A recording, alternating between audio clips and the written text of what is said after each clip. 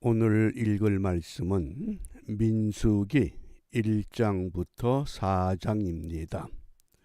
우리 창세기, 출애굽기, 레위기, 민수기. 민수기를 언제 기록했느냐? 애굽에서 나온 후 2년 2월. 그래서 이 민수기의 그 내용이 1장부터 36장까지가 대략 38년 광야 생활에서 있었던 일들을 우리에게 소개합니다. 오늘 특별히 우리 함께 묵상할 주제, 남자의 수를 계수하라. 20세 이상 된 애굽에서 나온 남자들, 그들이 60만 3,550명. 따라서 딸린 식구들 우리가 예상하면 200만에서 300만 이렇게 추산합니다. 그 많은 사람들이 애굽에서 나와서 광야의 삶을 어떻게 살아가는가. 먼저 우리 이번 주 우리가 암송할 성구 베드로전서 4장 14절입니다. 우리 함께 기억합니다. 너희가 그리스도의 이름으로 욕을 받으면 복 있는 자로다. 영광의 영 곧 하나님의 영이 너희 위에 계심이라. 아멘. 영광의 영, 하나님의 영. 현대인의 성경에서는 여러분이 그리스도의 이름으로 모욕을 당한다면 행복한 사람들이다. 세상 사람들이 추구하고 원하는 행복과는 전혀 다른 개념입니다. 예수 그리스도의 이름으로 모욕을 당하는데 행복하다. 이것이 이 기독교 신앙의 역설적인 자세라고 하겠습니다. 이런 신앙의 자세를 우리가 어떻게 이루어 가느냐. 오늘 묵상의 주제가 있는 민수기 1장 2절입니다. 너희는 이스라엘 자손의 모든 회중 각 남자의 수를 그들의 가족과 종족을 따라 그 명수대로 계수할지니. 계수한다고 하는 것은 숫자를 하나, 둘, 셋, 넷 헤아리는 것을 말합니다. 12지파가 애굽에서 나옵니다. 다만 레위 지파는 성막에 봉사해야 할 지파이기 때문에 레위 지파를 대신해서 요셉의 두 아들 에브라임과 므낫세가 지파로 들어갑니다. 그러니까 오늘 이 민수기 1장을 잘 읽어보면 참 흥미롭습니다. 60만 3,550명이 장정들이 나왔는데 한번 물어보겠습니다. 하나님이 그들의 이름을 다 기억하실까요? 기억하지 못할까요? 저는 분명히 기억한다고 믿습니다. 왜냐하면 각 지파의 두령들에게 하나님이 루벤 지파에서는 엘리술이라고 하는 사람이 그 지파의 수를 헤아려라. 각 지파에서 사람의 이름을 지명합니다. 그냥 루벤 지파에게 루벤 지파 수를 헤아려라. 그렇게 명령할 수 있습니다. 예수님께서는 분명히 하나님은 우리의 머리털까지도 헤아리신다. 지구촌에 75억 명 하나님은 다 이름을 기억하십니다. 바꿔 말하면 하나님은 지금 내 이름을 기억하고 계십니다. 오늘 아무개야 네가 어떠한 삶을 살아가느냐. 이게 참 놀라운 말씀입니다. 우리는 그냥 지나쳐 읽을 수밖에 없는 내용인데 이름을 하나하나 지명하셨습니다. 따라서 왜 이 남자의 수를 계수하라고 합니까? 애굽에서 나왔기 때문에 이제 약속의 땅에 들어가면 약속의 땅에는 가나안 7 족속들이 그들은 체계적인 삶을 살고 있습니다. 그들과 맞서서 대항하기 위해서, 광야 생활을 바르게 이끌어가기 위해서 정확한 수를 알아야 그들을 이끌어 갈 수 있다고 하는 것. 그래서 오늘 1장에서는 첫 번째 인구 조사를 말씀하셨습니다. 그 수가 60만 3,550명. 민수기 2장에서는 성막을 중심으로 동서남북 사방에 세 지파씩, 그리고 앞장서야 할 지파, 이게 각 지파의 진영을 배치하시는 말씀입니다. 그리고 민수기 3장에서는 레위 지파의 수를 계수하게 합니다. 레위인들이 8,580명으로 계수가 됩니다. 이들은 성막을 중심으로 성막에 섬기는 일을 맡게 되는 것을 말씀합니다.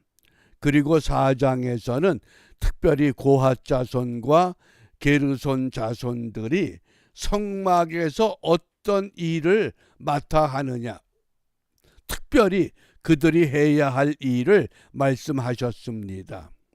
우리가 오늘 읽을 이 말씀의 내용을 기억하면서 오늘 이 남자의 수를 계수하라, 이것을 이 시대에 우리가 어떻게 적용하겠는가, 무엇을 의미할까요? 남자의 수를 계수하라고 하셨던 것, 오늘 이 시대에 우리들에게 영적 싸움을 준비하라, 이 말씀입니다. 사도 바울은 에베소 교회를 향해서 이 세상은 공중 권세 잡은 사탄이 장악하고 있기 때문에 그 사탄과 겨루어 싸우기 위해서는 하나님의 전신 갑주를 입어야 한다고 깨우쳤습니다. 그 전신 갑주를 첫 번째, 머리에는 구원의 투구, 뭡니까? 구원의 확신. 그 다음에 성령의 검. 성령의 검은 하나님의 능력의 말씀, 생명의 말씀, 의의 흉배. 의의 흉배를 가슴에, 왜 당시 전쟁에서 사용하는 무기가 활, 화살, 또 창, 칼. 그러니까 화살이 날아와도 이 의의 흉배가 화살이 사람의 심장, 가슴을 뚫지 못하도록 의의 흉배. 내가 의로운 삶을 살아서 의가 아니라 하나님이 의롭다고 일컬어 주셨기 때문에. 어느 목사님이 귀신 들린 교인의 집에 신방을 가서 귀신을 쫓으려고 갔더니 그 귀신 들린 사람이 대뜸 큰 소리를 치더래요. 야, 아무개 목사야, 내가 네 한 짓거리를 다 알고 있어. 그러니까 섬찟하더래요. 왜? 온전치 못하니까. 근데 그때 그 순간 하나님이 지혜를 주시는데, 야, 너만 아는 거 아니야. 하나님은 이미 다 알고 있어. 하나님이 나와 더불어서 함께 하셔. 나사렛 예수 이름으로 담대하게 외칠 수 있었다는 겁니다. 무엇 때문에? 그게 의의 흉배입니다. 그 다음에 네 번째, 진리의 허리띠. 진리. 허리띠가 뭡니까? 우리가 일을 하기 위해서 나가서 힘을 쓰게 되면 이 허리를 든든히 묶어야 되거든요. 어떻게 일하냐? 참되게, 진실되게. 그 다음에 믿음의 방패, 그리고 평안의 복음의 신.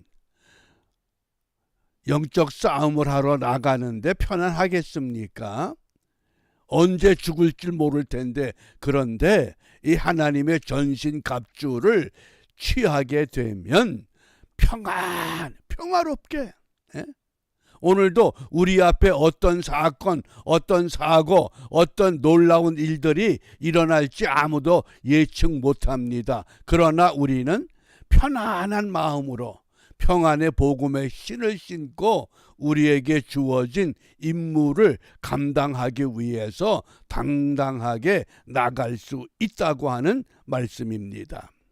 그 다음에 하나가 더 필요한데 기도입니다. 기도는 무엇과 같으냐? 이것은 전쟁터에서 지휘소와 전선에서 서로 연결하는 영적 무전기와 같습니다. 하나님이 계시를 주시고 작전을 주십니다. 이것이 오늘 남자의 수를 계수하라고 하셨던 하나님은 오늘 이 시대를 살아가는 믿음의 사람들에게 하나님의 전신갑주를 입고 영적 싸움에 나가서 승리하라고 오늘 우리에게 부탁하십니다. 그 부탁대로 오늘 우리가 무엇을 기도하느냐? 로마서 12장 1절에 너희 몸을 하나님이 기뻐하시는 거룩한 산 제사로 드리라. 이는 너희의 드릴 영적 예배니라. 주일에 모여서 예배하는 시간, 개인적으로 경건의 시간을 갖는 그 시간, 새벽에 온라인을 통해서 함께 말씀을 나누고 기도하고 예배하는 그 시간, 이 모든 것들을 영적인 것으로 무장하라고 말씀합니다. 어떻게? 그러므로 우리는 예배하는 그 시간, 성경을 읽고 묵상하는 그 시간, 기도하는 그 시간만이 아니라 우리가 이 땅에 머무는 그 모든 태어날 때부터 죽을 때까지 모든 전체의 시간, 그것은 거룩한 예배자의 삶이 되어야 한다고 말씀합니다. 그러므로 거룩한 예배자로 살아가게 하옵소서. 어떻게? 진리의 가르침을 따라야 하고 성령의 지배를 받아야 합니다. 그러면 이런 믿음 가지고 우리가 세상에 흩어져 있을 때 내가 있는 그 자리가 바로 불락지 교회가 세워지는 자리가 돼야 합니다. 얼마 전에 모퉁이돌 선교회에서 북한 선교에 대한 동향의 그 보고서를 받았습니다. 지하교회 성도들이 죽으면 교인이 없어지는 것이 아니라 이상하게도 한 사람이 죽으면 그 자리에 새로운 교인이 일어선다고 하는 겁니다.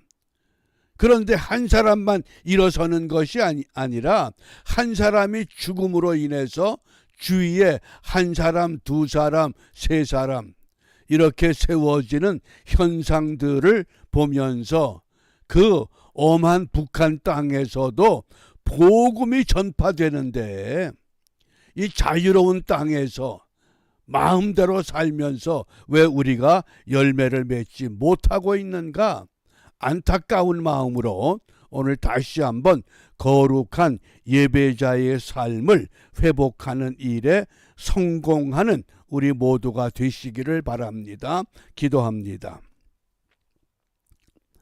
생명의 주가 되시는 하나님, 하나님의 백성들을 애굽에서 광야로 이끌어내시고 이제 광야의 삶을 통해 약속의 땅에 들어가기 위한 20세 이상 된 남자들을 계속해 하시고 저들을 통하여 하나님의 군대로 하나님의 백성으로 믿음의 사람으로 훈련시키는 민수기의 말씀을 읽게 됩니다. 비옵기는 우리 또한 이 땅에 머무는 동안 하나님의 거룩한 백성으로 하나님의 군인답게 십자가의 군병답게 거룩한 예배자의 삶을 회복하게 하시고 이러한 삶을 통해 이 땅에 죽어가는, 무너져가는, 쓰러져가는 생명들을 구원하는 온전한 믿음의 도구들로 쓰임받도록 인도하여 주시옵소서. 예수님 이름으로 기도합니다. 아멘.